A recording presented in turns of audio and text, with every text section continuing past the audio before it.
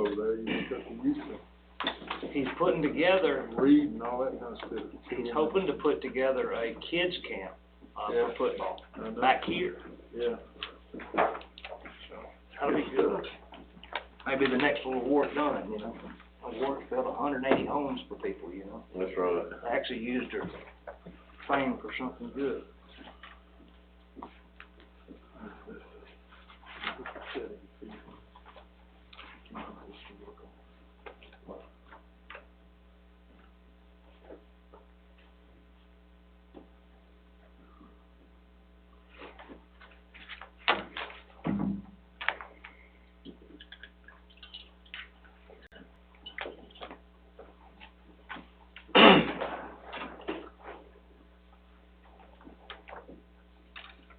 I'd like to welcome everyone to the Madison County Board of Commissioners Agenda Setting Work Session, February 1st, 2021 at 6 p.m. We have a lengthy work session agenda tonight. For some of y'all that's been here before, this is going to be a little bit different. Before you heard it called a agenda setting session. A work session from here on out, Zach's here, will be more of a discussion of topics, and it'll be freely open around the table to discuss any of these topics along with the public. If anybody in the room has questions or comments on any of these items, feel free. This is very informal. Keep your seat, ask a question if you have inputs that may help us over the next couple of weeks to make a better decision when we come back into our meeting process for a vote. I would welcome that input. This is a form of a meeting that I'm accustomed to over the past 8 years. I think all of our cities run this form, and what it does, it lets us evaluate each topic a little bit better and have a perspective that we really never had before. So we're starting the meeting. Chairman's report. First off, I would like to express my appreciation to the Board of Elections, office, and the volunteer poll workers for their dedicated efforts in providing Madison County voters with a safe and smooth election process during 2021. For some of you that may have not been able to stop by and see what these ladies pulled off and gentlemen that pulled off during this election, it was very hectic for them. It was times that they had never seen before. With all the unscheduled revotes, the recounts, recounts, not revotes, that took place, and asking from a state system and a federal system that they went above and beyond for this county, and I think they've done an excellent job, and I just want to recognize them for that. I personally went and talked to them, Ms. Teresa and Tracy, and all the ladies up there, and I've expressed my gratitude as to how well that ran. For some of y'all, if you get an opportunity to stop by and tell them thank you. They worked some long, long hours putting this together, and I really wish some of our other counties throughout the state of Georgia would have been had the same role models we had here. Moving on. The Great All excavator, which we had discussed earlier, we have purchased it. It is on site. It is working. It is in Carlton as of right now. It is cleaning ditches. For some of those in the public that do not know, we acquired a Great All excavator, the same as DOT has, with a 60-inch bucket, so we can maintain our roads and ditches a little bit better.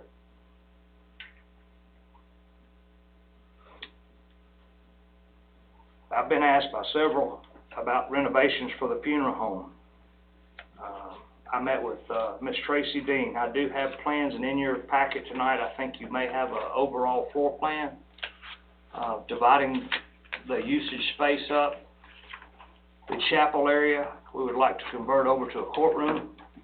It'll take very little work to make that happen. The older portion of the courtroom, which is now offices, I plan, if all goes well, to become the new election office. The back side of that, on the back end of the building, will be also the new coroner's office. So we're going to utilize the space that we have with very little remodel for cost purposes. There is I've walked through with every department head, and I spoke with Judge Patton and Judge Cross, and they are both in agreement that this will be a good plan for Madison County. We do not have to completely swap buildings as originally stated, but we will be able to utilize that building in our best efforts. And we're saying that the IDA, which is in our current courthouse, everybody in the county, I think, knows its status of the building structure.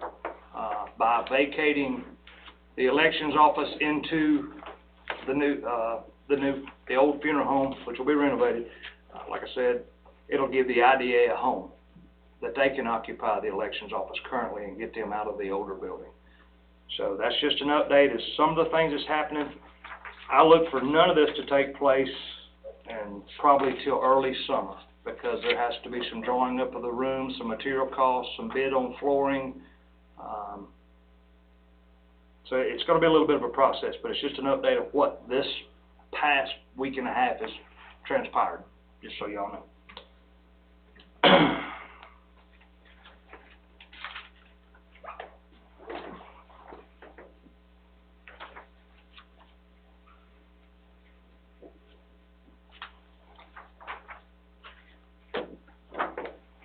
Before the board tonight, this is the only voting matter that we have. It is to consider approving the Industrial Development and Building Authority's recommendation engineering firm for a community development block grant application. Is there any questions from anybody on the board about this block grant?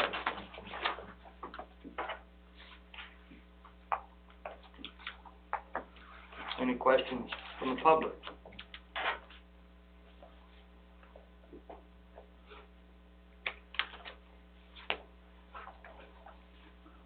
Do we want to close the public work session and open a special call for this vote? You don't have to do it. It's not a public hearing, so you don't have to do that.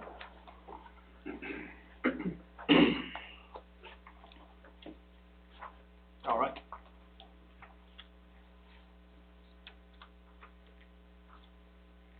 Number 4, discuss authorizing the tax commissioner to waive penalties and interest fees. Lamar Dalton is here tonight to bring us up to speed. Or you can have a vote on it. Yes, I'm sorry, we can. I apologize. On the Do I have a motion to approve the Industrial Development Authority block grant application? We approve the recommendation of Industrial Development Authority. I have a motion by Terry. Question, Mr. Chairman. Yes.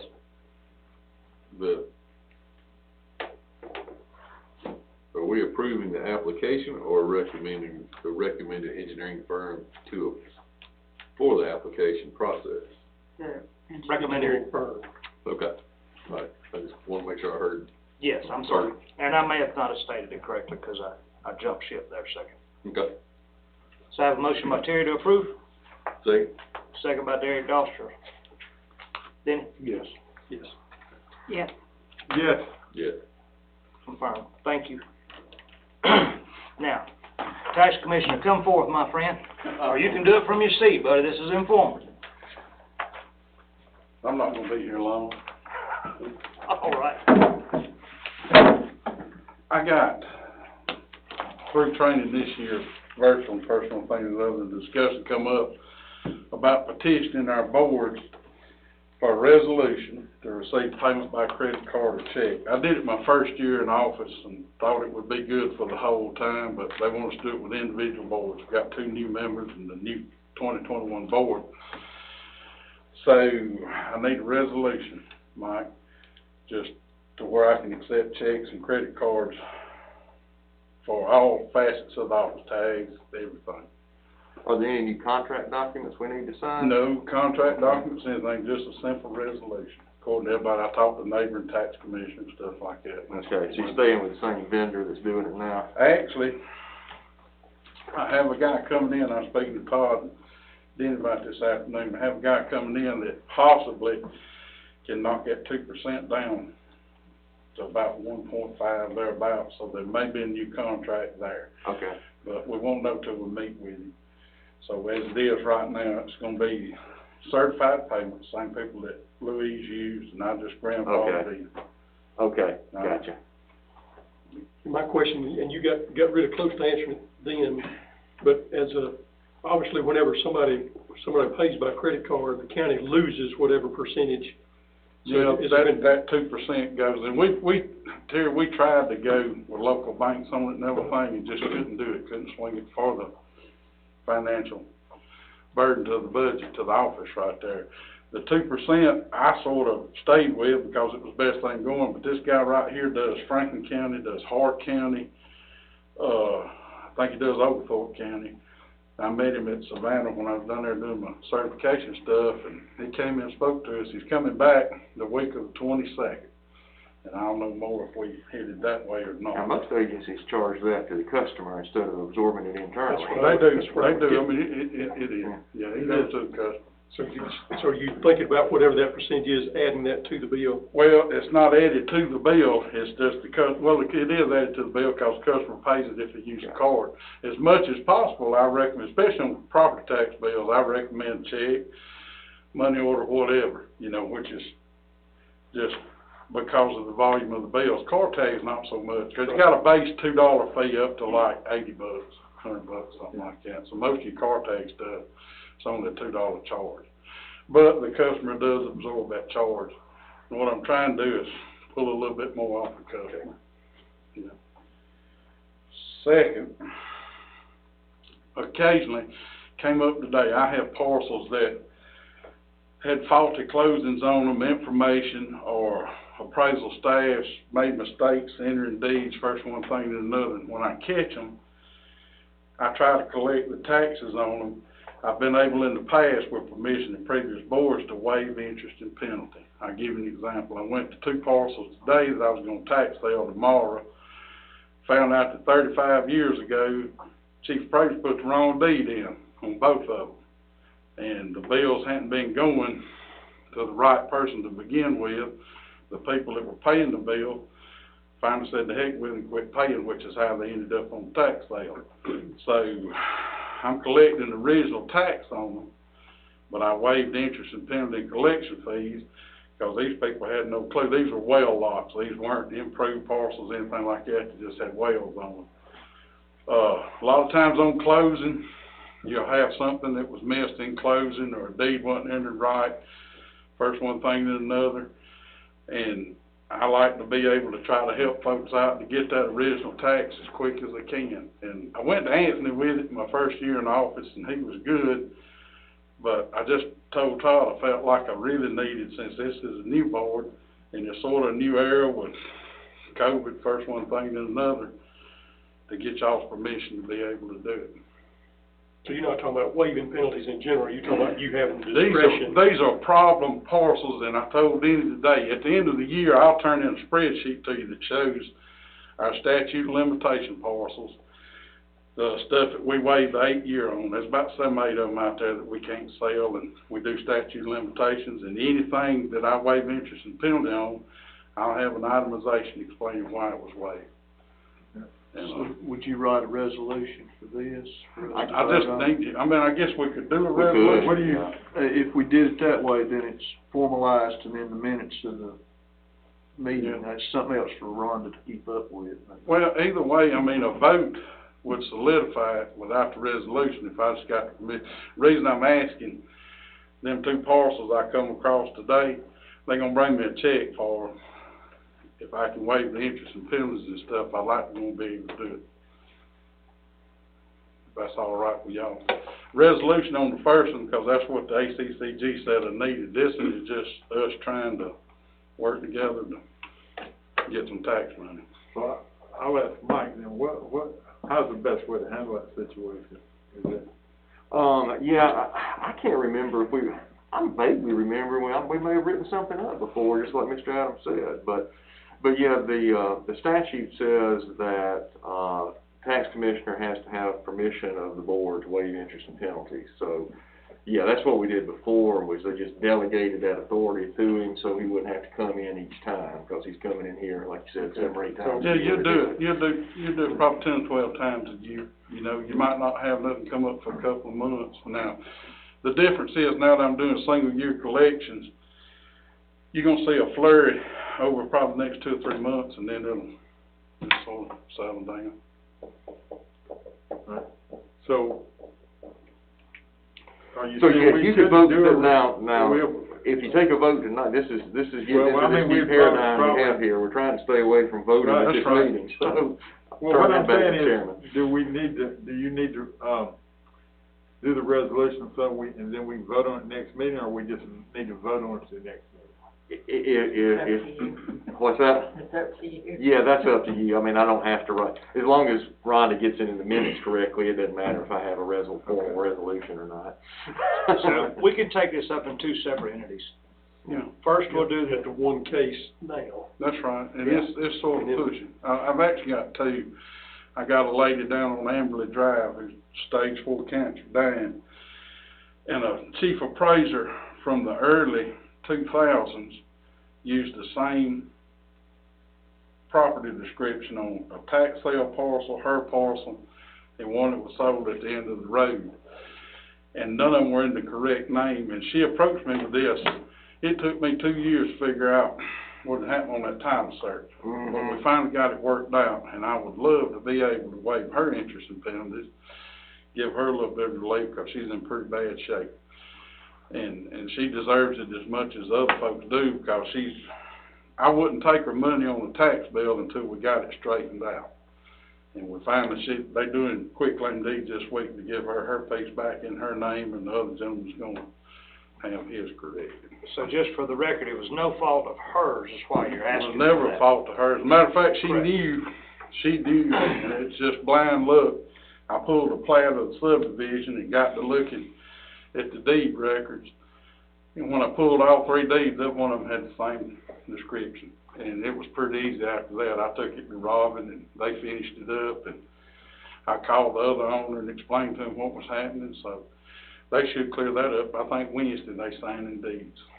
So on item number 4, the authorization for the resolution, is there a time frame you need that resolution done by? No, 'cause to be honest with you, we taking checks and credit cards every day. Okay. So, you know, it can wait till the next meeting or whatever. And the next one, at the February 22nd meeting, the minutes would consist of something like, authorizing the tax commissioner to waive penalty and interest at his discretion. Exactly. But if you're more comfortable having that wording by the attorney before you vote, okay. I'll be fine with that. Okay. I just wanted to know how we need to handle it. Yeah, that's fine. As far as item number 5, I have no problem with voting tonight to waive that. I would appreciate it, but, and that's another thing too, though, and everybody should know it. Anytime you need something, anytime you want to question something, anytime you find something out there, just holler at me, because we find stuff every day that goes back 10 years or 20 years or 30 years, and y'all gonna hear it from your constituents out there, and have, well, so-and-so ain't done this, ain't done that, so, you know, I help folks as much as I can. It just, sometimes it takes a while to find out why stuff happened like it did. So I'll ask for a motion to approve to waive the penalties and interest fees on, At the well, for the tax- taxpayers, that's not at their fault. It's That's no right. fault of theirs, That's that's what I'm right. saying. And like I said, it'll be reported, There's 2 specific cases here now. yeah. I believe we give Laura the discretion to go ahead and do that on these 2 specific cases. So we're not saying, Okay, and then do the broad Then do the delegation at the resolution, next yeah. meeting? Okay. That'll work, that'll work. I'll ask for a motion to approve. You got a motion? Have a motion by Second. Terry Chandler, do I have a second? A second. Second by Denny. Terry? Yes. yes. Yeah. Yeah. Yes. Motion carries. I appreciate it, y'all. Thank Y'all you, need sir. anything, holler. Lamar, before you go, Yeah. question, and I guess it's a corporate question as well too, the fees or the credit card collection fees that you talk about, the gentleman, or what you do now, are you running that, is that office specific, or do we have other departments that are doing that and they're doing things differently, and should it be looked at corporately? Well, that came up, you know, EMS is having some issues with some stuff and all. And I would suggest, while we have the fellow in the house, maybe if other people taking charge, I think probably across the board, most folks use certified payment, but, I mean, this guy would be willing to talk to anybody. Yeah.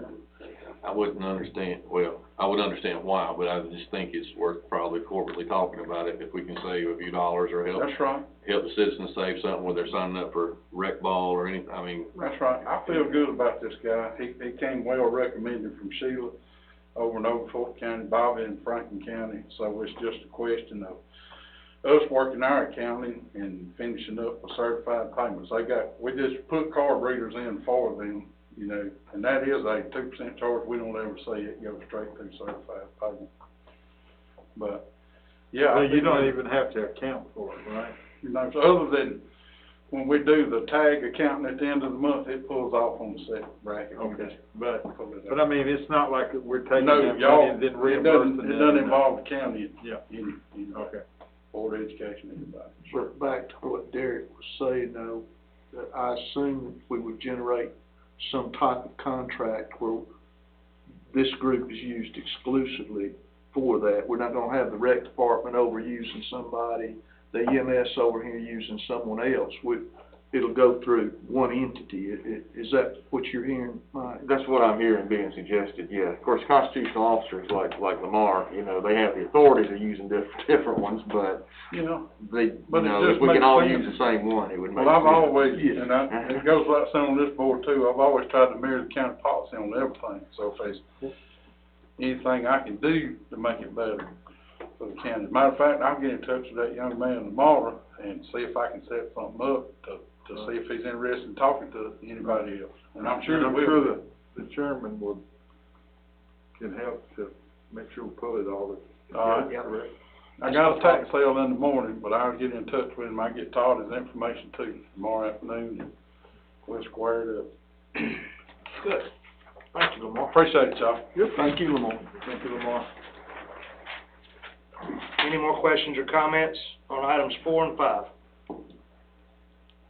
Hearing none, we'll move to number 6, discuss appointment of Lee Mitchell to the Planning and Zoning Commission. I'm pleased that, Mr. Mitchell allowed me to make that appointment. Been very impressed with him since I met him. He's very interested. Y'all see him here often. He would be an asset to the planning commission. Good. Okay. Anybody have any questions or comments for Terry or Mr. Mitchell? Sounds good. Heard nothing but good things, so. Welcome aboard. And thank you. Thank you. Thank you. It's not often, people want to step up and put themselves out there like what it takes to be on one of these boards, especially a board like that one. It's, you know, highly controversial sometimes, and they're always throwing rocks. You'll get a few thank yous, but not as many rocks. I told the chairman a few minutes ago, I'm a 30-year retiree from the Gwinnett County Fire Department, and I have chased growth my entire career. It's like, you just can't get ahead. And I told myself if I ever get the opportunity, wherever I move to, I had to get out of Gwinnett. I wound up here. I've had property here for 13 years now, but if I ever get the opportunity to play a part in the planning of my community, that's what I want to do. So that's my interest in doing it. So, will we, I guess the nomination, will we vote it in next time, or is that, okay? All right.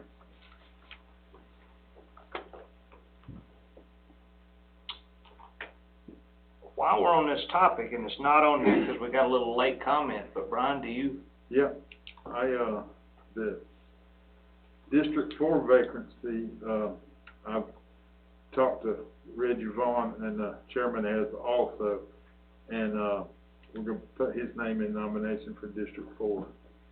So I think he'll be a good one. He's actually at Emory Hospital with some of his wife's folks, but, so he couldn't be here tonight. But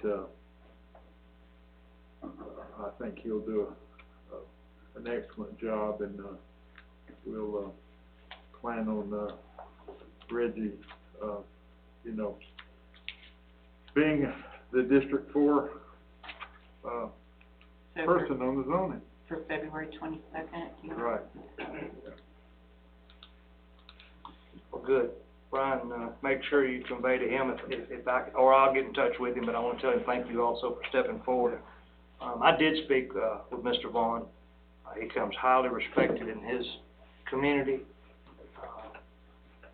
known Reggie for a while. I think he will do a county a good service. Yep. Thank you, Brian. Thank you, Terry.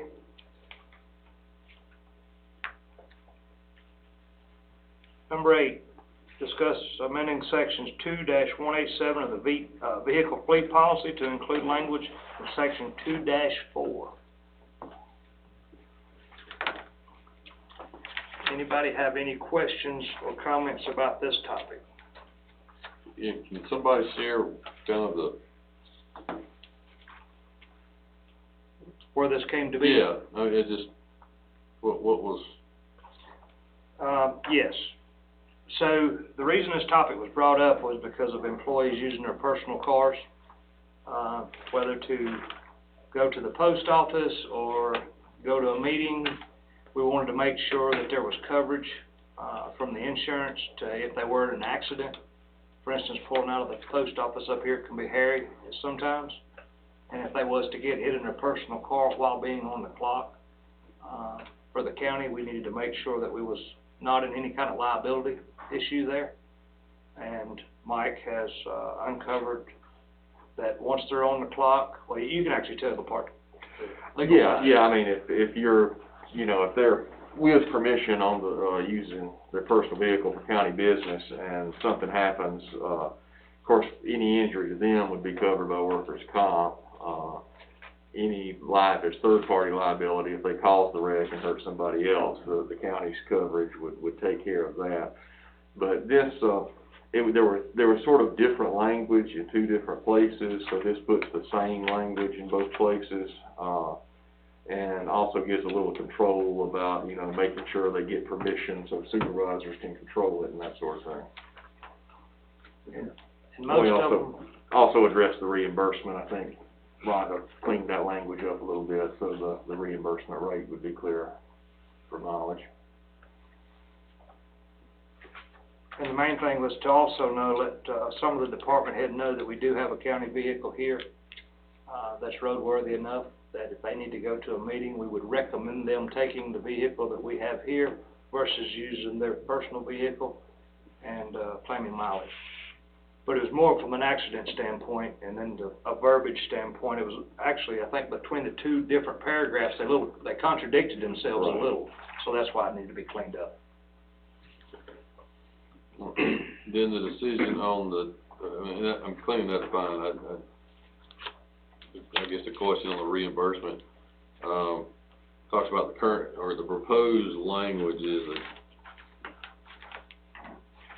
reimbursement rate would be as determined, or determined quarterly review as set by chairman. Will we not just be served better by just following the IRS We do. published guidelines? That's what we would do, yes. Okay. I think that's only if I decided to, as chairman, could decide to go under what the IRS states, but I think the way ours says, it says we will follow it. Yeah, I mean, the way you got it worded here, you could either set it at it or less. If you set it greater than, then the difference would be actually income to the employee. And that's not what we don't want income on that. No, I guess I just would have, I guess what I IRS rate assumed, we is just said that and been done with it, and then there wouldn't have been any question. Yeah. Yeah. Any questions or comments? All right, moving on. Number 9, discuss amending 2-204 from the transportation policy to include language of 2-187. This, well, again, same thing. Yeah. Again, you can see what's been striked. It's basically a cleanup also.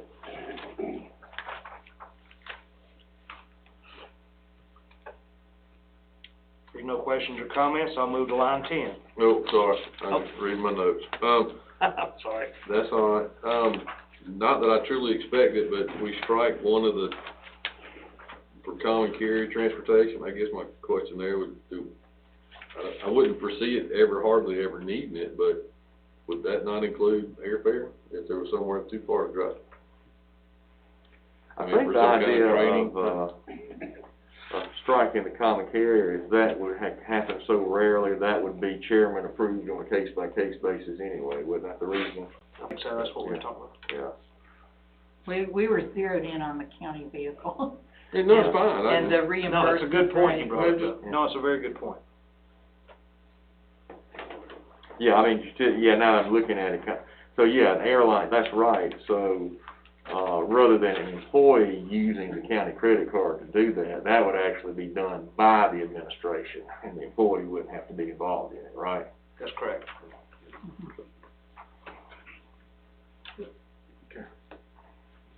as long as y'all comfortable with it. I mean, you recommend any changes on it? We can change it. No, Right now, I this is the point where we can change it, add, delete, whatever you think. No, I mean, if y'all thought about it and think that administration, the day-to-day stuff of that is fine, then I'm okay with it. I just, Yeah. when I read through it, I was like, okay, I'm not driving somewhere far away, what's the rule? Well, we actually thought about this the other day with the Great All being in Indiana, possible flying. Mhm. You know, where it took one of our road department guys to fly him up to check out the equipment. And luckily, the guy sent us enough good video of operations that we didn't need to, but that would have been a possibility right there.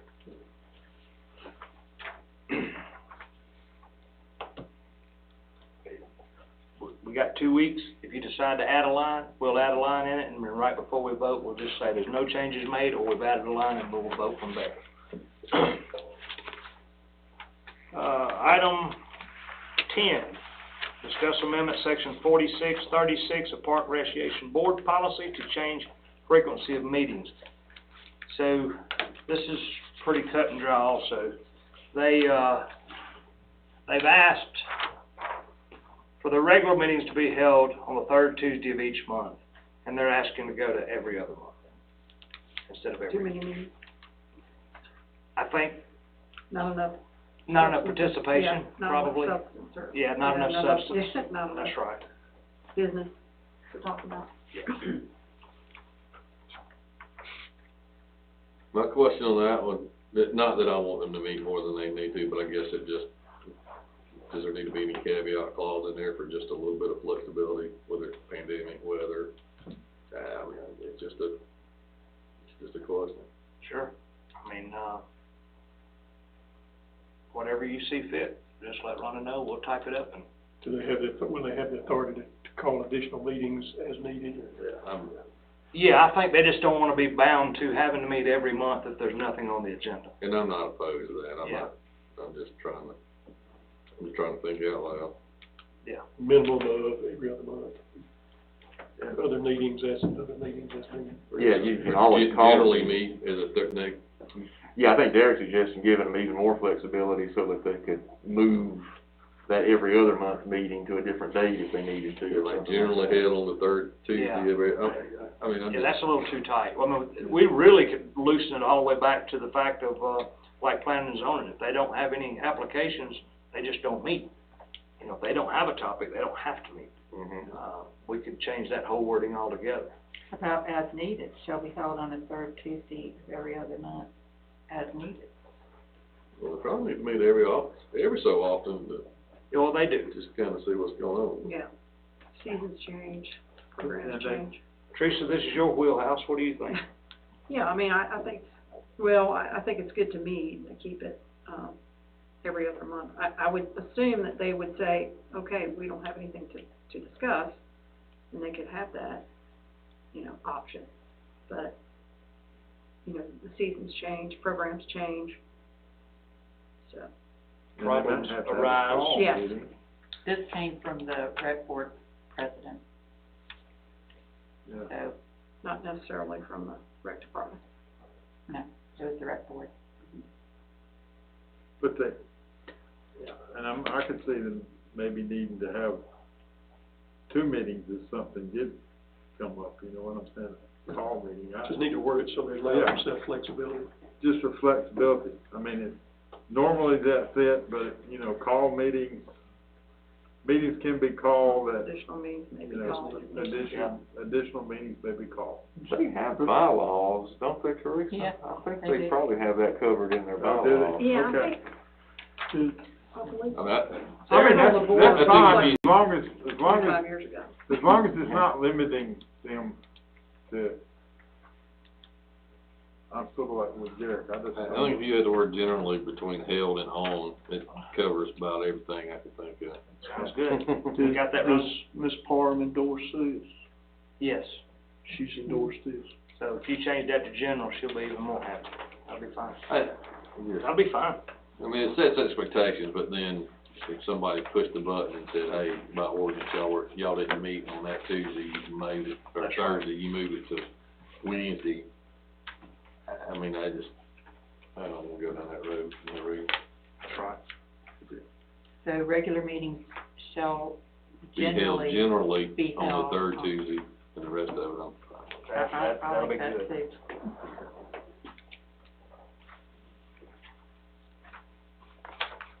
Discuss amending sections 50-45 of personnel policy regarding donation of leave time. All right.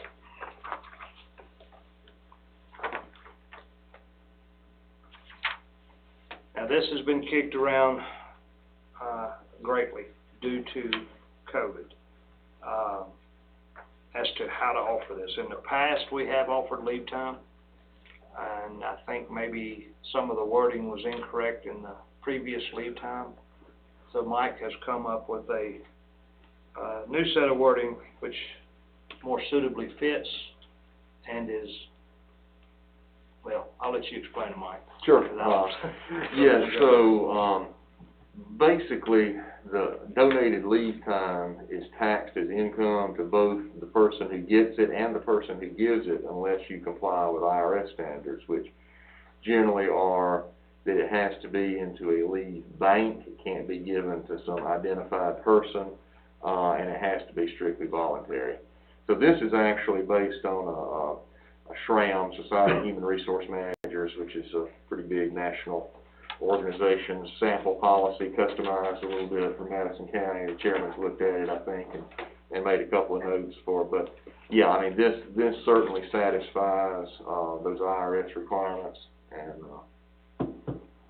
if the administration's comfortable with it, then it should work. And there's, 3 people that have to make the decision, and that is the department head, myself, and the HR department would have to approve this. Zach, just to give a brief description that may help anybody here, is, for instance, Ms. Teresa does not have any sick time left or vacation time left. She's had a lot of hardship going on in the family and had to use it, and then comes down with COVID.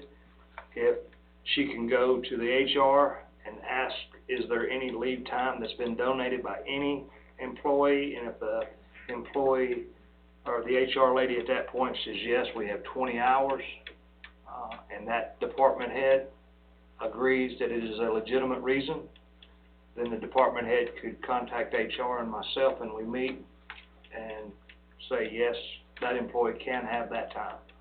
Am I correct? Mm-hmm. That's right, yeah, and actually you reminded me, one of the other requirements is that it has to be for a medical emergency as defined. We've got that definition in here that comes from the IRS language, so, yeah, as long as it checks out to that definition, then it can be used for it. Is this confined to full-time employees, or how does that work? It would be. I think it would be because they're the only ones who accrue the time, right? That's right. They're the only ones that can accrue time. Okay. So my question is, do they have to donate this time before the need is known? Is it? Exactly, it Yeah. has to be in the bank, that's It right. has to be in the bank, so then if people are anticipating that, then they can't wait until somebody they know that needs it and then donate it, right?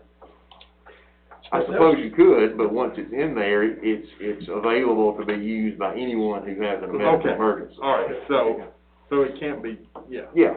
Yeah. So that was my question. I've never heard of a policy like this before, but I'm thinking maybe selfishly, I cannot imagine just, hey, I've got more leave than I could ever use, so I'm just gonna give it to the bank, unless I know that somebody's in need.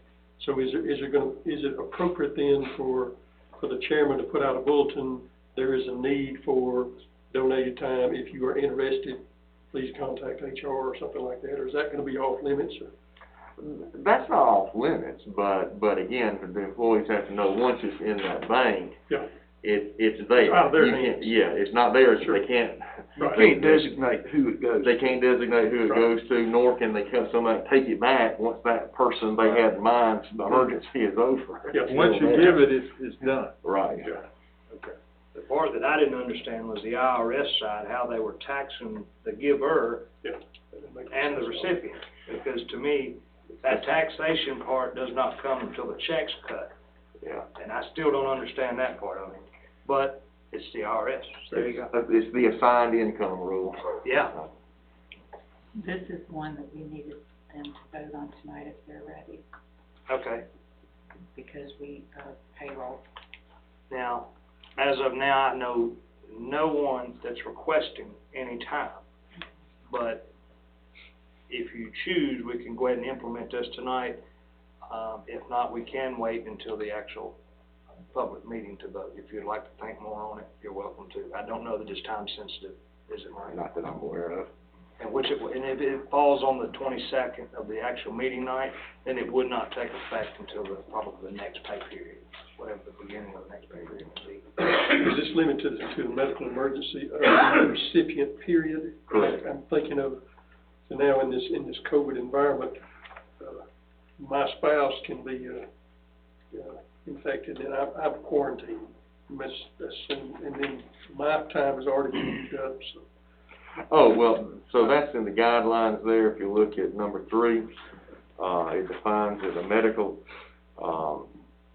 emergency is a medical condition of the employee or an immediate family member that will require prolonged extended absence from duty and will result in a substantial loss of income. An immediate family member is spouse, child, or parent.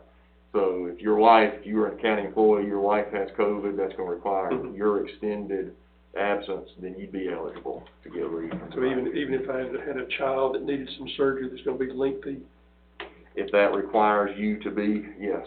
Okay.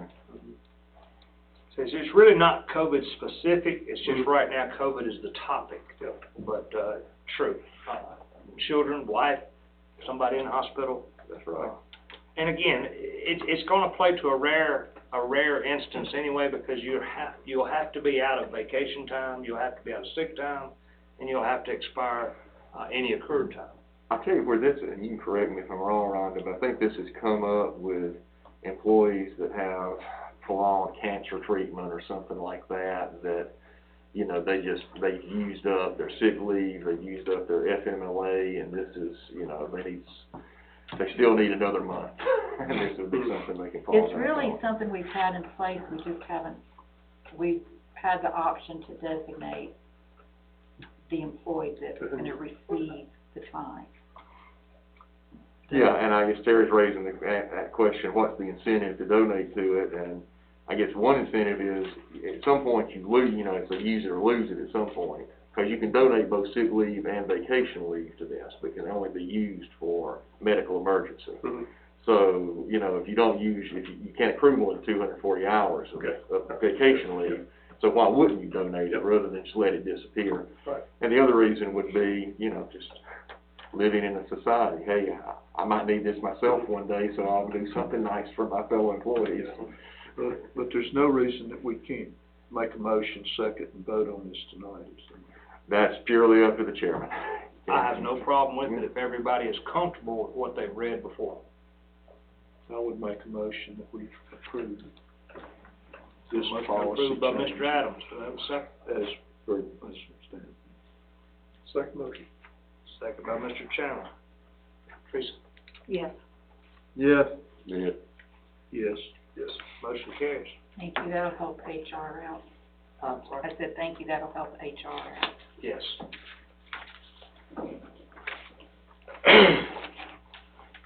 All right, item number 12. I'm gonna give you a little background on this one, to the best of my knowledge, okay? And that's all it is, because I knew nothing of this until I took office. And, it says discuss foregoing going out for sealed bids to paint the old Strickland House on Highway 98 West. I'm gonna incorporate number 12 and number 13, going out for sealed bid to paint the old Presbyterian church on General Daniels Avenue. So, after I came in to office, a little bit of brief history, I was handed 2 invoices, for $10,000 apiece. Labor only. This invoice, you may have a copy of it, if not, I'll pass these around. But it says, provide labor to prep and paint the entire exterior of the historic Presbyterian church. Remove and replace any rotten wood at any agreed upon rate and only with approval from owner. The second one is the exact same wording. Provide labor to prep and paint entire exterior of the Strickland House. Remove and replace any rotten wood at agreed upon rate and only with approval from owner. Both of these looks like a quote. They have been approved by, and before anybody takes this wrong, it was approved by the previous chairman on 12/22/2020. You'll notice that there's no signature from Watertight Roofing. So Watertight Roofing submitted this to the board, or to the chairman. It says Board of Commissioners, and the previous chairman signed it, but Watertight Roofing did not sign it previously to sending it over. After speaking with Mike, this is a far stretch from being a contract. There is policies and procedures in place throughout the county that we require specifics in order for it to be a contract. One, there has to be 2 bids on labor. We have 1. 2, the owner of the company did not sign it prior to sending it over. 3, and I think Derek made a comment that it was discussed at some point about it, but we don't, as myself and maybe Terry and Mr. Adams weren't really privy to maybe what y'all have heard in a previous meeting, or we didn't attend, one of the 2. It says, remove and replace any rotten wood at agreed upon rate. There is no agreed upon rate, because there's no disclosure in an actual contract that discloses any of this information. And then it also says, and only with approval from owner. So as of right now, I will tell you that I contacted Watertight Roofing this morning, and I expressed my concern over this, and the lady was very, very nice. And I told her that, has this been scheduled? She said yes, the work was to be scheduled for a week after next. And I asked her to postpone that, to take it off the schedule. And just for the record, so everybody knows, the reason I asked for it to be taken off was because if you'll read the other line, it says paint provided by owner. I don't know if anybody's picked out any colors. I don't know if anybody's done anything, really. So at this point, I don't have enough information to move forward with this project, and that's why it's postponed. Now, I also did update her that if this board chooses to move forward with the painting of the Presbyterian church and the Strickland House, that we would go back out to bid, and they would be eligible to bid it again also. And she said that she would 100% be interested in doing that bid process when it comes available. So, that is an update for you all, and that's what your line items 12 and 13 is. And if you don't have these, I'll be more than happy to pass them around. Does anybody do it? Okay, y'all got them. Okay, I just want to make sure y'all have them. So, brings us to this one. I got handed this today. And what you can't see in the blue line, where it says 1144, Project Danielsville Courthouse paint, due upon receipt, 12/31/2020, right above that in the blue line in black, it did not print off, but it says today's date, and then the line beside it, 12/31/2020, says due upon. And then you see the amount and the signature.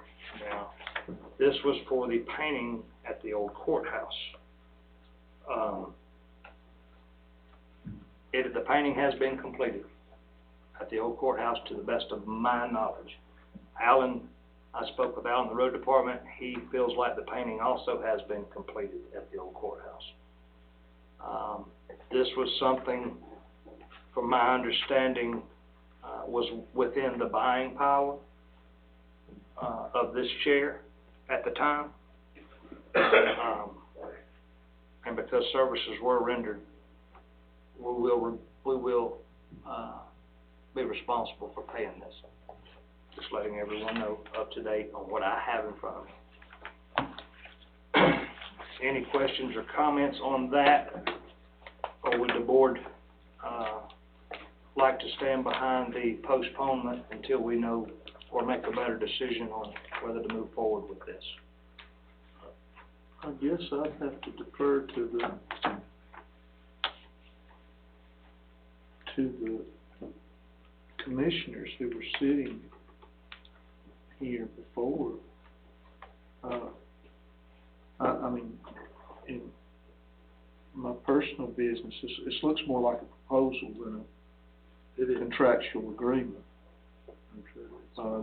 There's no, it makes reference to approval from owner. There's no reference on this document to show who the owner's representative is or what the requirements are. There's nothing outlining what insurance requirements are for the contractor or anything like that.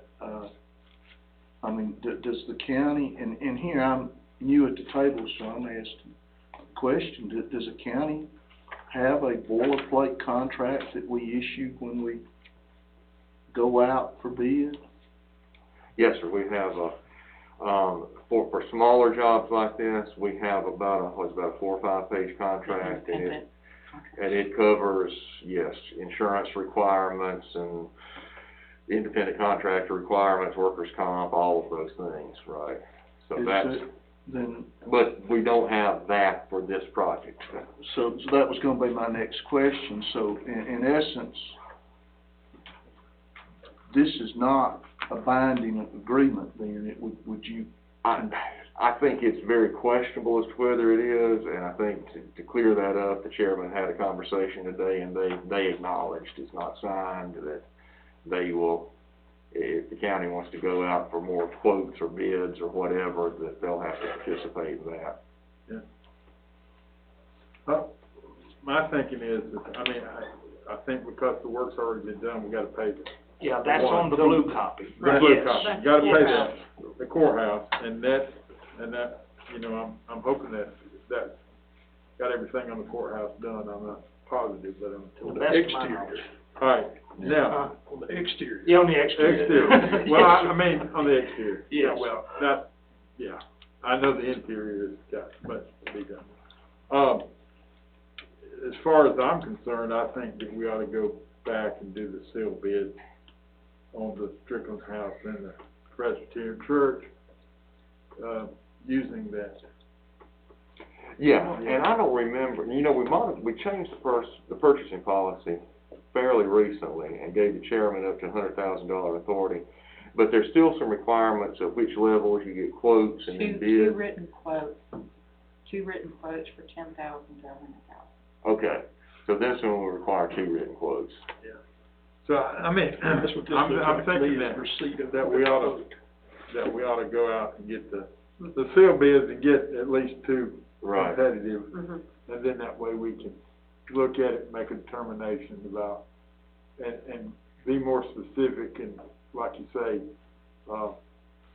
the cost of the paint, those kind of things we need to maybe a little bit more in-depth Yeah, scope of work or yeah, something scope, related to. the scope of it, yeah. Well, when you go out for bid, you have a bid packet that has the criteria, you know, Terms those- and conditions and. Well, the biggest concern, and the reason this was brought up, and I'll tell you why we brought, this to Mike's attention, was we was trying to make sure we wasn't bound to a contract that may start tomorrow, and that we were gonna be obligated to pay when we really knew nothing about it. Right. So that's why I felt like the postponement until we fully understood what we had going on, and the direction we even wanted to move. And I don't know, that either one of these are priority to do this month, next year, by the end of the year, or even 3 years from now. I don't know what the priority stands, that'll be a board decision. But as of right now, I felt like it's best to postpone it. I'm certainly behind the project, but it Okay. would be nice to Right. see it. Yeah, I support the project, so we've got two historic buildings in Yeah. mind, just like the courthouse, that need to be attended to, and if we can get them sealed up, we can buy some time on doing something else with it. Right. If not, then if that's not the desire of it, then we need to dispose of them, you know, in a manner that they just don't need to sit there and continue in the condition they're in. But if we go ahead and get some quotes, I've got no objection to go back and getting quotes. I mean, I've heard some people say that, you know, we need 2 or 3, but we also can't force somebody to give us a quote, so if we get Sure. one and it's reasonable, that's Sure, fine sure. too. I just, But it would be posted like they do in the journal or whatever that we're seeking sealed bids for. yeah, I mean, I And think you we'd can run pick a up the low. Difference between I think it'd be a quotes and- quote, a request for quotations. I don't think it meets the state, I don't want to talk for the attorney, but the state statute for requirement for bid in a 28-day. Yeah, that's right. If it's under $100,000, it doesn't have to be the sealed bids with the ads in the paper. It can just be 2 quotes. Okay. So, So just to clear something up, so the end goal on this is preservation of the 2 historic buildings. Right. Correct? Okay. I wanna check with the Historical Society on this too, especially with the Strickland House, because I know it's on the register, and find out from them what we can and can't do. But I can do that quickly.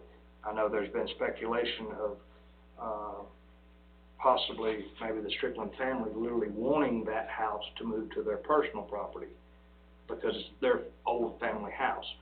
And it has been moved before. The location it's in now was not the original location. But again, all that has to be done through the Historical Society to find out if we cannot, whether we retain it or even can remodel it. But I have no problem moving forward with that this coming week. All right? At the risk of being run out of Dodge here. Yeah, And no. please don't misunderstand me, I'm absolutely not opposed to and in favor of historic preservation. But as hopefully stewards of the county's money, I would like to feel comfortable with where we're going with any of these structures. You know, sit there and look at that courthouse, you know, it's a sort of an icon of Madison County. We just unloaded $300,000 on the roof, and can you put anybody in it? Whatever, a lot of money on roof, and can you put anybody in it? The Presbyterian Church, again, sort of iconic. It's sort of been propped up, and and there's a little bit of stuff stored in it.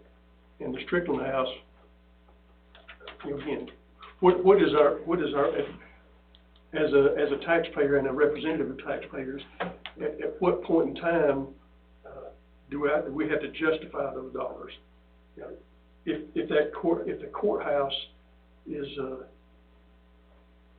if its only purpose is historic preservation, then is that the county's responsibility? Is there a way we can turn it over to somebody and let them be at the business of historic preservation? If it is a facility that we can utilize, then you know, how much money are we willing to put into it? Again, I'm not expressing an opinion here. I'm throwing questions out there because I feel like, you know, we need to, for ourselves and for the citizens, we need to seriously think before we continue to write $10,000 or $50,000 or $500,000 checks on these buildings. Yeah, is it our intent to stabilize, refurbish, or restore? Well, what's the Or end goal? utilize, or Yeah. and you made the comment one time about maybe ready for movie sets. I mean, if there's value there, I think we need to define that so we know, is this legitimate use of taxpayer dollars? We got no problem with more discussion, I just, again, I think I said it just a minute ago, if it's not the intent, and if we need to dispose of it, how we do that properly. I mean, I guess they're deeded to a county asset, so. Yeah, I haven't seen the title work, but, yeah, assuming the county owns them, which I assume they do, then, yeah, you have to go through, you know, the process is auction or sealed bid, so. And I know with the IDA building, the old courthouse, from my understanding of the historical societies, if you occupy it, you're not really eligible for grants. But when you do not occupy it, then therefore you are eligible for grants. And by moving the IDA into possibly the elections office up on the hill, therefore it'll be unoccupied, so therefore we may be able to get money to restore that courthouse. But as long as we have an office in it, I don't think they'll let us. But I'll do some more checking into it, and I'll send everybody an email, letting you know where we stand on it.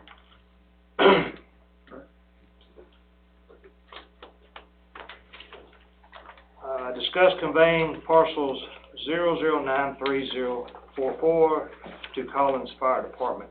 So I'm gonna do 14, 15, and 16 together. To discuss conveying parcels for the Collins Volunteer Fire Department, the Danielsville Volunteer Fire Department, and the Pokie Volunteer Fire Department. All right, so what this consists of, we have a little bit of a snag. This was an idea that I had to clean up our tax records. I'm gonna go ahead and add the City of Danielsville's maintenance department to this. And what I've done, what you have before you is a picture, and we had it highlighted showing the the parcel that I would like to give over to that entity. Now, the only one that we're actually going to be able to do, after Mike looked into it, we're allowed to give government to government, but we cannot give from government to, how would you define it? Private entity, not Yeah, private entity. So, for instance, like Collins Fire Department, the right side of their building they own, the left side of their building they own, but the actual center of the building, Madison County government owns. So, Danielsville Fire Hall's in the same situation, except for, well, they are in the same situation. Pokie Volunteer Fire Department is in the same situation. These three entities cannot go out and get a loan to add on to their building because they don't own the dirt. Owning the structure means nothing as far as funding from a bank. So, in good faith, I felt like it would be best for the county to deed over that land, and what Mike's found is going to not let us be able to do that. The only one that it will be able to do is the City of Danielsville's maintenance shop, which they own the dirt. I'm sorry, they own the building and the county owns the dirt. And again, just to clear up any future conflict about who has rights to it, we felt it was in good faith to clear this up. So, if you'll look at Danielsville, which will be the only one we can do right now, you see it gives them, we tried to clean up the lot lines right there based on the other lot lines. The wooded tree area, which looks like a lot of land, is actually a swamp. That's a creek base and a creek bottom. That's the only reason I extended it out there, is so it would not end up being a landlocked piece of land. You're talking about the Danielsville maintenance shop. The maintenance shop, yes, I'm sorry.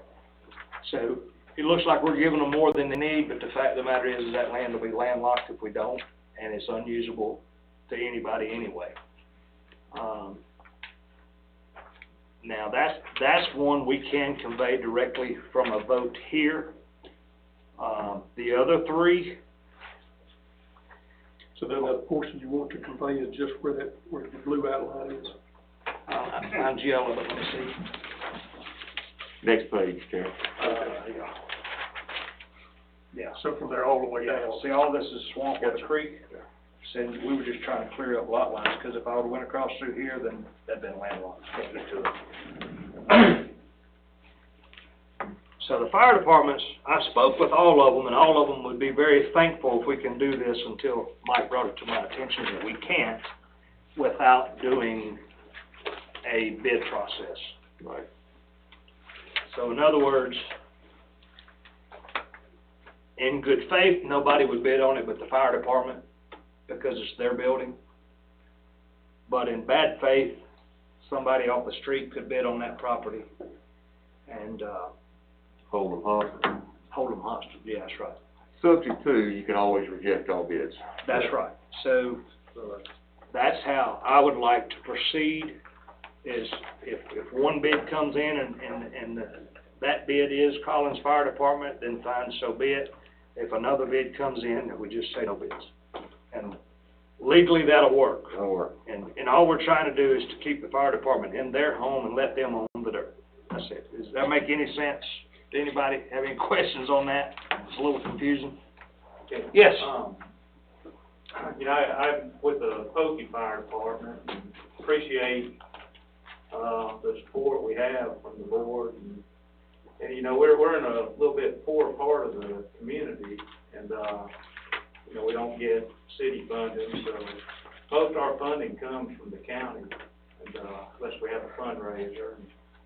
But I was just wondering if this was to go forward, would that make the fire departments be liable for taxes every year? No, No. we checked into that. No, sir. Lamar said no. This is just Okay, gonna let okay. you afford being able to go to the bank and say, we wanna expand our fire hall, can we please get a loan on our 1 acre of land, or, technically yours might go to, it's almost 3/4 of an acre, and that's including your parking lot and everything out front.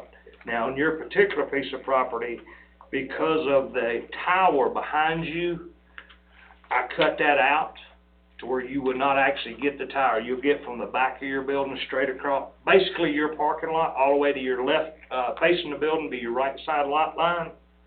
And then, to your parking lot entrance on the left facing your building, you would leave an easement to the tower.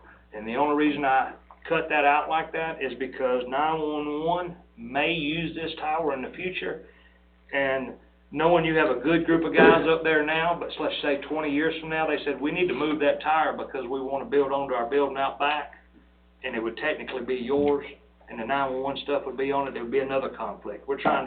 I personally am trying to just eliminate any conflict of who owns what, okay?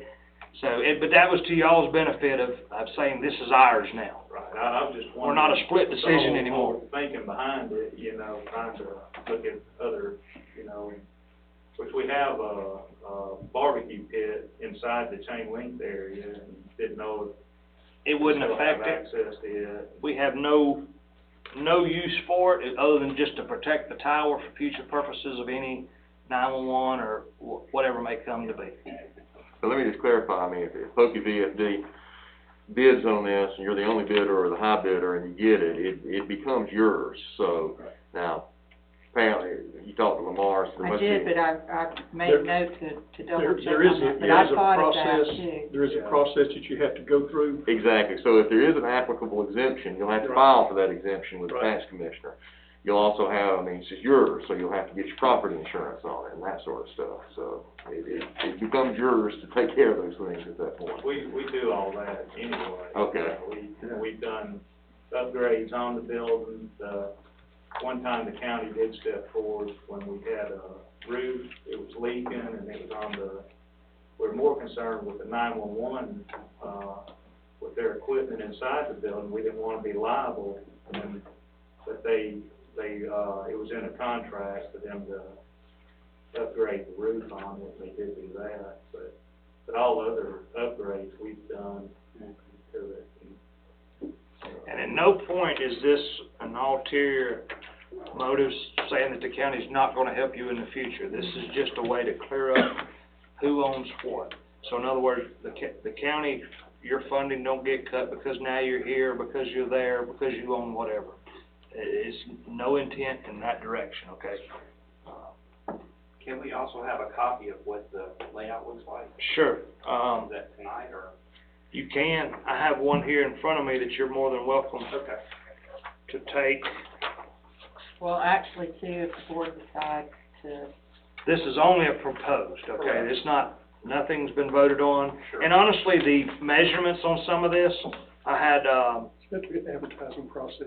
well, if the board decides to go out for sealed bids on this, then I think the first thing would be the expense of the survey. Exactly. yeah, that's what I was Because fixing I to get can't put an ad into. out there without, Without meets legal and bounds, description, yeah. that's right.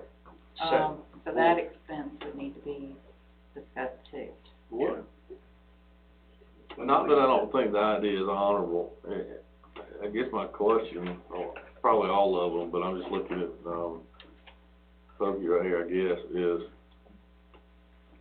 this lot itself is an acre and a half, and we have acre and a half exemption, so if we start cutting it up, we gotta give ourselves our own variance. And then where's the septic tank? Where's all the stuff at that makes a building actually functional? So if we're giving them dirt underneath the actual building that they can borrow on, but we have to own and maintain a septic tank or a well, what's the unintended consequences here that we're getting into? Again, I'm not trying to dissuade the intent, Yeah. and I think it's a good idea, but then again, if we own the middle of the building and they own the ends of it, are we better off getting them to deed it That's back to cost. us and then us Well, working with them on? Well, it is, HDD loan it's a little type stuff. convoluted, and that's what I was gonna lead to a minute ago, was you'll see on here, it says acres 1.6. That 1.6 is not even remotely close. This was just Gary and the tax assessor's office drawing lines, connecting property lines. We don't know that you'll get 1.6, we don't know that you're gonna get 1 acre. Again, like Derek said, we have to first determine where the utilities are, make sure that we got them on your property, make sure you have enough room if your utilities fail, say septic, for instance, fails. There's a lot of variables in here, but it is something that we're moving towards. But like Rhonda said, if this would be at a cost to resurvey the property, which you would pick up because you're inheriting dirt, there would be a filing fee, which you would inherit, but once it's all done, it's done and it's yours. We're just trying to, or I am just trying to get it to where you can own your part of the building. Now, Collins is really unique. I mean, that's something real down there. But it's all an idea. This is a work session. This is again, this is a topic that I would like to see done. It don't mean it's going to happen this month. It don't even happen. It's going to happen next year. But I'd like to say that we are moving towards getting this process of it done. But I need you all to understand the 3 things you'll inherit, and that's the cost of survey, right, title, and then whatever it takes to do your incorporation stuff. Yeah. Which the county has a surveyor. I've already spoke to him. He said he'd be more than happy to help y'all out. I can give y'all his number, but first, let's get our side of it done. Okay. Now, the only one I know that is 100% that y'all can vote on, and it don't have to be tonight neither, it can be in the future, is the Dangersville Maintenance Shop. We can wait till February 22nd on that one.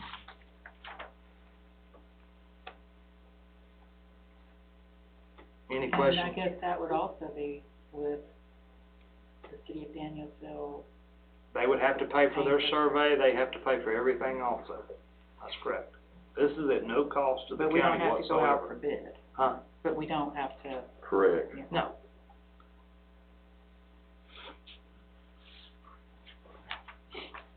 Share with me why we would turn that property over?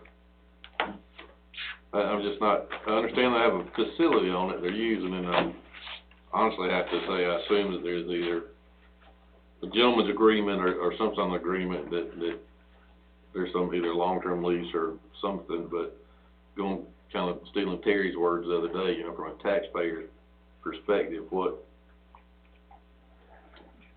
is gained? What What is is gained gained? from a county standpoint when that piece of property there is,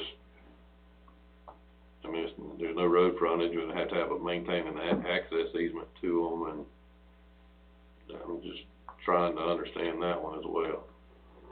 Well, there's actually no gain nor no loss, because they are our fire department for that community that we depend on.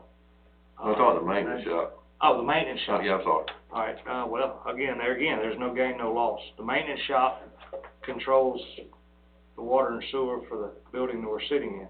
So the last thing we wanna do is get ourselves in a accusation like we had maybe last year of a potentially might take your building down.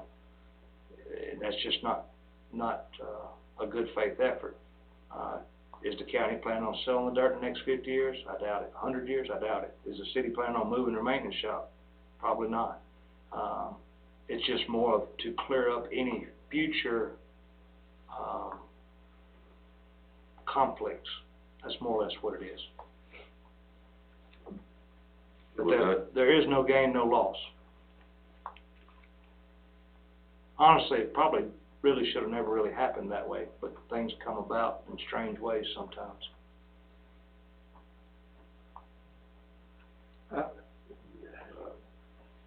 My understanding, and I assume it's probably the same way with the maintenance building, is that where the fire hall in Danielsville sits, actually is on a 99-year lease to the city of Danielsville from the county, which I'm all for.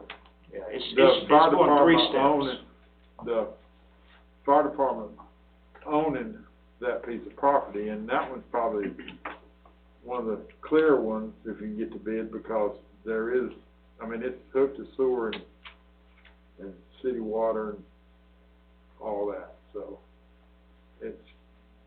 there's not a whole lot of issue that you're worried about a septic system or whatever, but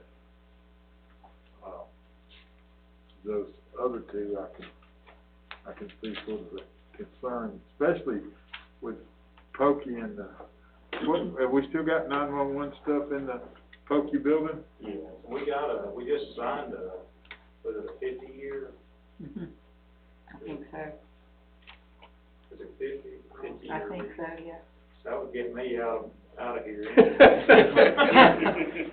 Or, I mean, I'm okay with police, but anyway, then, not the, So, but, I mean, is that lease buying the county to do anything to the building?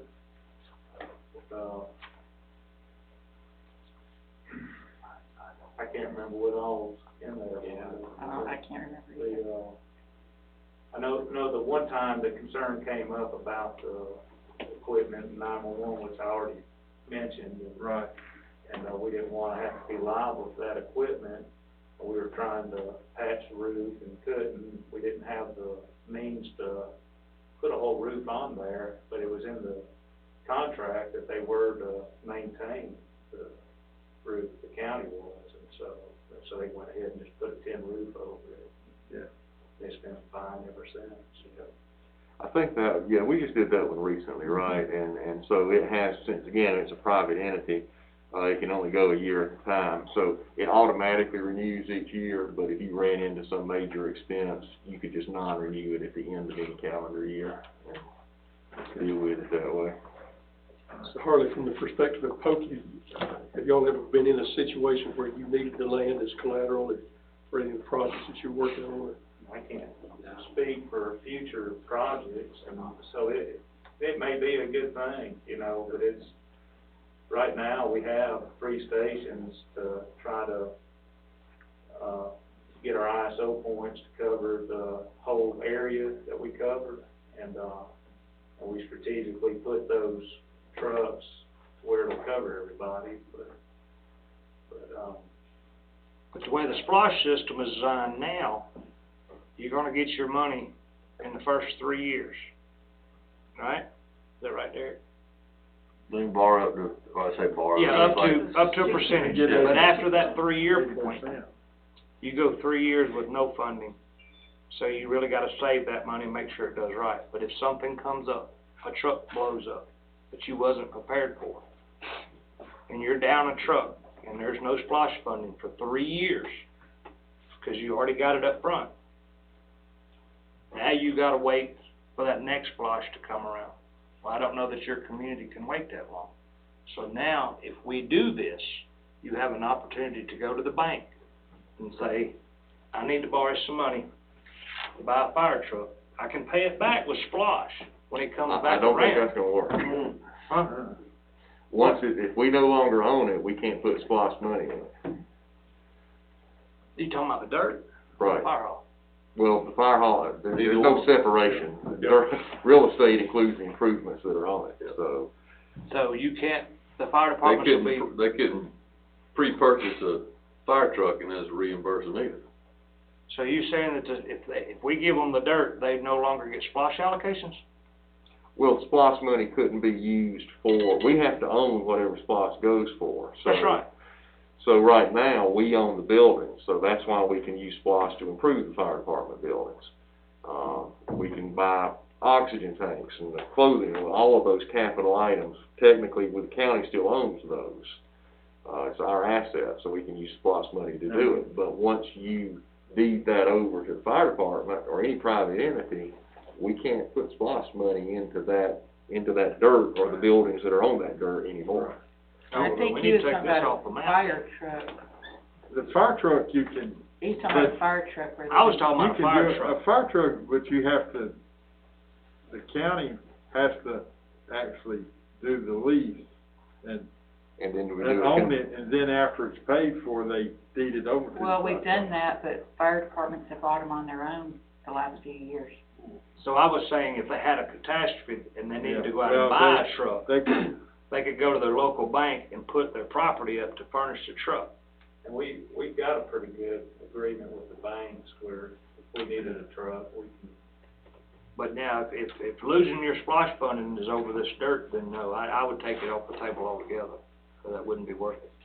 But from a devil's advocate standpoint, you turn it over to them and a run of bad luck, no volunteers, no nothing for a period of time. Whoever's the entity of that ownership, then the volunteer fire department, You could always word it in the, they could always up and sell it and now, you we'd could, be you could starting over word in it, the community. you could word it in the documents to where it has to revert back to the county. You can have a reverter clause. I don't know, those are always litigated case by case. There's not, I wouldn't wanna have to go to 100% relying on one. If the case is that they'll lose their funding from Splash, I don't wanna move forward with it. I was not aware of that. I'd like to, again, There's plenty of time to talk yeah, about this. This is no I'd like to see what we could do to maybe clean some stuff up. It doesn't make sense to have a middle of the building and, you know, them on one side and I understand that cleanup effort, but it might need Well, to be a does the little. departments actually own any real estate at all, Deeper though, when you dive. say they own some middle part, or are you just saying they own the building? No, Collins literally owns a corner of the right side of their building and the land. Oh, they do, Corner okay. of this end of the building and the land, but the center of the building, or 3/4 of the center of the building is on county land. County. All right, but anyway, this can be taken up at any point in time in the future. I definitely want more details about the splash, so that's fine. I was not looking for a motion tonight. One Those topic, men will be, well, it's for me, I'd like to know where the dollars come from for the contractual agreements that we have with the volunteer fire departments. I know each of them getting an allotment every year. Is that general fund or is that SPOS or? General fund. yeah, So those dollars not affected. SPOS funds are for capital improvements. Right, and the county has to But own the the assets. general fund dollars that are the agreements to the. Yeah, the general fund dollars are, that's a contract Right, with right. them to provide a service that the county would otherwise have to provide, and that's, yeah. see, holes in a bigger situation. And that's what most That's fire what I'm departments about. use when they're purchasing equipment, trucks, et cetera, anyway, right? Well, Yeah. some of it comes from SPOS as well. Does it? Mhm. you basically, fire department, like Danielsville gets about, with the current, it's about $60,000. County, Year, based yeah. on the contract. Mhm. Which you take, that's just basically just running the operation, paying the insurance and all that kind of stuff. I mean, you really can't afford to buy a truck with that. You might save some of it. You know, Danielsville, for example, the last time that we built onto the building, we used the fire trucks that we owned because we had leased some from the county. We had then paid for them, got the titles to them, went to the bank, and we then borrowed money against those fire trucks. But that was only because we had to use the contract from the county saying that they knew that we were getting money, income from the county, so that, you know, that we had a form to make those payments. And having worked in banking, that's important, you know, because they're looking for how you're gonna pay this back. Yeah, we structure those fire trucks as a lease purchase, so that comes out of general fund, not splashed. Yeah. But the fire departments then pay the county back dollar for dollar. And at the end, once it's paid off, then the county deeds it or titles it over to the fire department. Yeah. So you only got about $60,000 coming out of the general fund, and some of them's got less than that. You know, Pokey probably hadn't got that much in the last few years. But you were fortunate enough to have trucks paid for that you could put on the note to borrow money to add to the fire hall. And if we'd have had the van, we could have used that and done it, and it probably would have made sense for Danielsville. But again, there's a lot of things to consider, you know, because if, you know, we couldn't use SPLOST to add on to the building. So that's the reason we had to go borrow the money to put all those in there. And see, and we got part of that. We got the rescue truck and all that kind of stuff in it too. So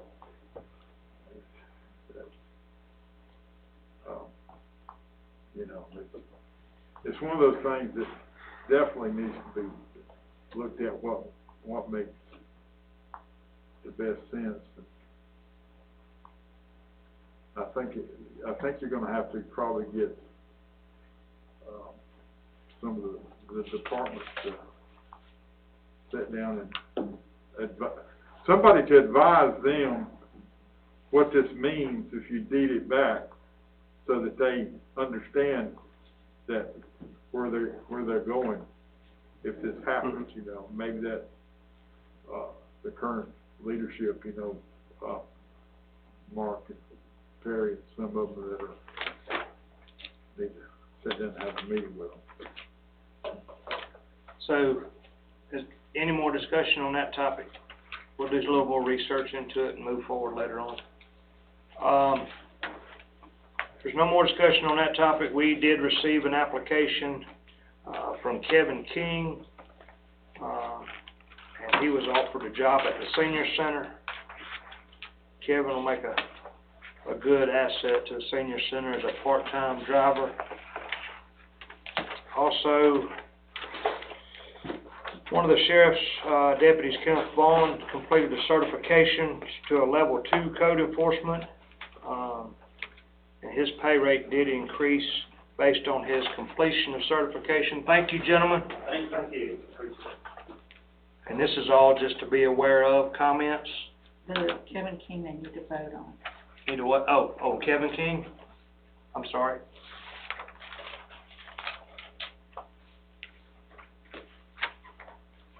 So I'll take it under urgent matters in a minute. We'll just go into urgent matters before adjournment. Two more. I have a question from Mr. Bill down at the Tax Assessor's Office. You mind explaining to the board what you're asking? Yes. Well, I'm a retired police officer for after 20 years, and a retired military CID agent. We have run into a couple incidences while I was working.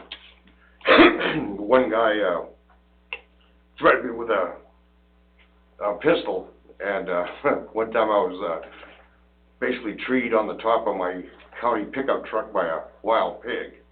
My concern was that I've talked to the lieutenant in charge of security, Scott, and my boss, Robin, and Scott's kind of all for it. I'm obviously a retired trained police officer. I have a federal firearms license. Every year I have to go through the same training that the Madison County Sheriffs go through in order to maintain my federal firearms license.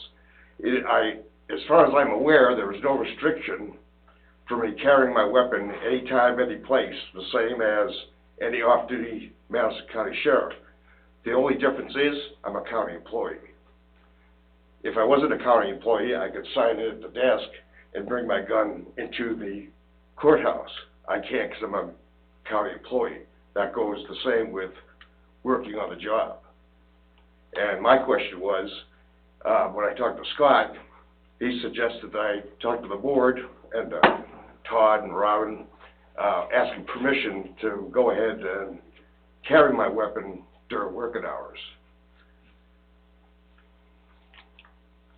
Mike, do you know of anything that you may need to research on this one? Yeah, let me look into that. Oh, I'm wondering if we need to somehow have it linked to the sheriff's office so that our insurance coverage, you know, that we have for law enforcement would also apply to Mr. Bill here. So, yeah, let me look into that, but I'll be Like glad an to. auxiliary deputy or something? Exactly, that's what I'm thinking. Right. Yeah. So I would understand though, Bill, you would carry a personal weapon and not a county issued weapon. My weapon, yes. Which is actually, I purchased it as my weapon, but it's registered with my issuing authority. I'm licensed to carry 2 different handguns, but they are my personally owned handguns. And this would not be just while you're here at work, it would be out in the public when you're doing assessing properties. Correct. You're asking, so. Yes. Because of the incidences in the past. Yes. Okay. Yeah, this that's is what I definitely- just want to check on the insurance Yeah. aspect of that, of employees carrying weapons, and if we need to link that to a law enforcement agency through some kind of auxiliary deputization process or something. Because that actually was the purpose, the whole purpose, if you're familiar with the legislation. It's now a federal firearms permit. It's under the Law Enforcement Safety Act. That was the whole purpose behind the act, is to put weapons in the hands of retired peace officers of good standing for this and virtually every other incident you can think of, the schools, the churches, shopping malls, what have you. Okay. So Mike will follow up with that and we'll let you know. Thank you, sir. Back. Thank you. Thank you. I don't have a problem with it, I just want to make sure we got you covered on the Oh, insurance. well, honestly, that's why I asked. I'm not a beg for forgiveness instead of asking permission kind of guy. I didn't want to put you in the position where I did it on the sly. There's liability issues. I'd rather ask than not. Appreciate it. Take care. Have a good night. Thank you. Thank you. One more quick update, and this comes from the building, planning and zoning building, is permit totals. I want to tell you what they got going on down there real quick. 2018, we issued 140 COs. 2019, we issued 177 COs, and in 2020, 224 COs, certificate of occupancy. So that's just a brief update from them to let you know where we have grown between 18, 19, and 20 in just permits alone. Mike, can we go back to the previous issue? You define the difference between carry and use. And is the county authorizing authority to utilize a weapon if they allow him to carry? If you allow him to carry it but not use it, he's in a world of hurt. Well, that's what I'm saying. Just to clarify, last law enforcement officer I ever heard doing that was Barney Fife. He carried one bullet. Just one bullet. Yeah. You know, just, from a standpoint of policy, I think to be clear. Yeah, I mean, if you authorize somebody to carry it, and again, that's another way that it may need to be tied back to law enforcement, because there's a use of force policy Right. within the sheriff's office that he would need to follow. So, Yeah. Yes, sir. So that, in my mind, and I don't know anything about it, but it's got to either be part of the sheriff's department policy, or there has to be a policy that's going to define how it can be used. Exactly, I think that's the point, yeah. And also, what kind of precedent is that setting? What if someone from the, if this is a policy, if someone from Parks and Recs or someone else that's out there Planning and zoning. wants to do it because they've got a registered gun, what do you tell them? I think it would be the difference in what that registry is, like he said, the federal registry versus just an open carry permit or something like that. Because his requires training and yours would too, or anybody else's would, I'm assuming. Well, I think that's what, or at least kind of what I was alluding to when I made the comment of some type of auxiliary position or whatnot. It ties it back to the sheriff and somewhat, whether it's a policy from us, he would have to be, I'd say, He's got he's got a somewhat authority, He's gotta have. sign off on it and Yeah. make sure the training's done and, you know what I'm saying? I mean, that's what I'm trying to get at is, I understand what you're saying, but I mean, I think they're. Yeah, I mean, that's a good point. You know, I guess my first reaction was, let's just throw it to the sheriff and he can, you know, make him part of his deputy team, but the sheriff may not want every employee who requests this in the future to become one of his deputies. So.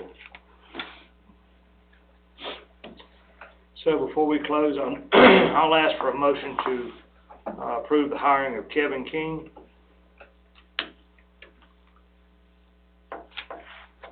For clarity, remind, that was a part-time driver at the senior center. Driver for the senior Driver. center. Yeah, part-time, driver for the senior center. So moved. Yeah. I have a Second. motion by Derek, second by Mr. Kirk. I think it starts off with you, Brian. Yes. Yeah. I'm gonna have to abstain from this, for the vote on this, not because I don't like Kevin, I think he's a fine man, but his son is my business partner, so I'll have to abstain from that. Grant? Yes. Motion carries, thank you, and thank you for that distinction. With that being said, anything from the public? Yes, sir. In regards to the IDA, if they move in a building over here that we own, what is their financial responsibility? Rent, utilities, upkeep, remodeling, et cetera? I'm not sure exactly what the financial responsibility is now, with the current building. I would need to look at it, Derek, you may know. I don't remember. I don't know right now. I would think it would be like, they are a separate entity, so I'm sure we'll work out something between either the power bill or the actual lease agreement for the building. Right now, I know they are paying rent, to house the girls, the office staff right now. I don't think that is gonna be that much of an issue for them, just because they need a place to go that bad. But we can disclose all that when we get to that point, because I just don't know right this second. Any questions, comments? Zach? I'm good. Lee? Hearing none. Any other urgent matters? Executive session, discuss real estate acquisition, personal matters, or potential litigations. Yes, sir. Have a motion to adjourn. I make a motion.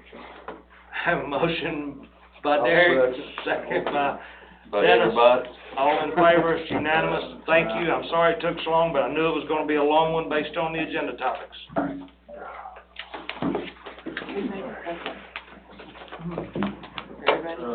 I think a motion to adjourn requires. It doesn't, but sometimes Derek, commissioners like Derek me to made the put it motion, in. I second. Again, I knew it was gonna be long, I apologize. I don't like anything more than an hour personally. But the good part is, the next meeting will go out there. Most of them have been moved over, so we're good. That opens a can of worms. Don't hold it to 30 minutes. I'm not interested. 30 minutes.